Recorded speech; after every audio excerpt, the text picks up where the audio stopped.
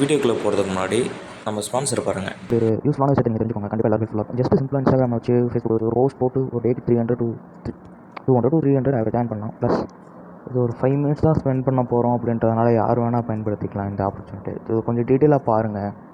Skip பண்ணாதீங்க. பெரிய தப்பு. தினம் 300 ரூபாய் சம்பாதிக்க அரிய வாய்ப்பு. இன்ஸ்டாகிராம், ஃபேஸ்புக் பயன்படுத்த தெரிந்தால் போதும் content post and content publishing மூலமா தினம் 300 ரூபாய் சம்பாதிக்கலாம். இந்த வேலை செய்ய 5 நிமிடம் போதும். Work training support, group communication support, all language customer live chat support, முக்கியமா சொந்தமா ஒரு பிசினஸ் ஸ்டார்ட் பண்ற அளவுக்கு உங்களால கற்றுக்கொள்ளவும் முடியும், சம்பாதிக்கவும் முடியும். இந்த வேலை வாய்ப்பு வழங்குவது 5 வருடத்திற்கு மேல ரன் ஆகிட்டு இருக்க நம்ம தமிழ்நாட்டு company school of business organisation private limited. மேலும் விவரங்களுக்கு டிஸ்கிரிப்ஷன்ல கொடுத்திருக்க நம்பருக்கு வாட்ஸ்அப் பண்ணுங்க.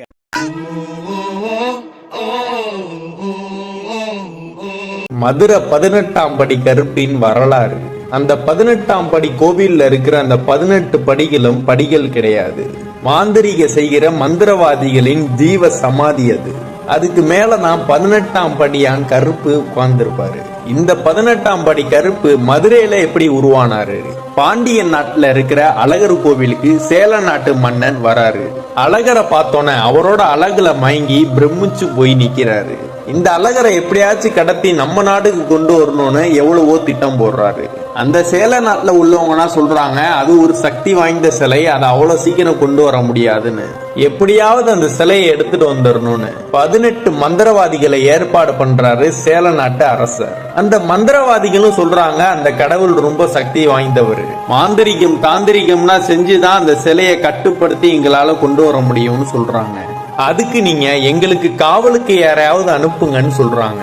அந்த சேல நாட்டு அரசரும் அதுக்கு நான் சம்மதிச்சுட்டு 18ஆம் படியான் கருப்ப காவலுக்கு அனுப்புறாரு. அந்த 18 மந்திரவாதிகளும் அந்த அழகர் கோயிலுக்கு போறாங்க. அந்த 18 மந்திரவாதிகளுக்கு காவலா கருப்பும் போறாரு.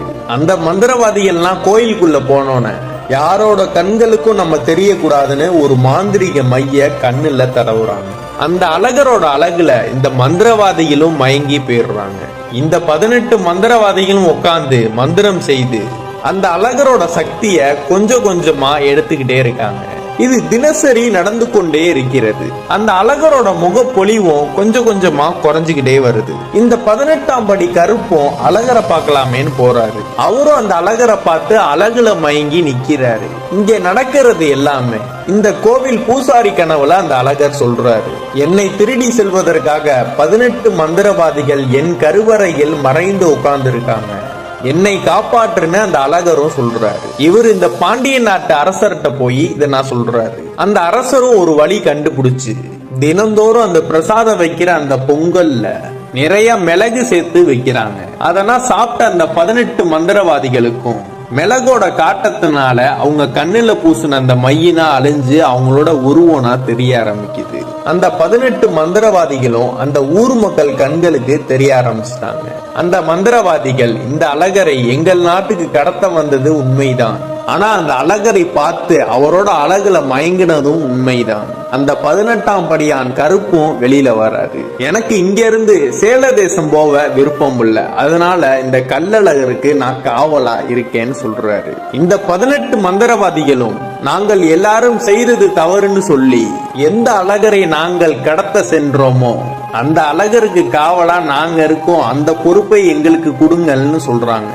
அதை இவங்க பிறவி பயனா எடுத்துக்கிட்டு அந்த அழகரை காக்குறாங்க.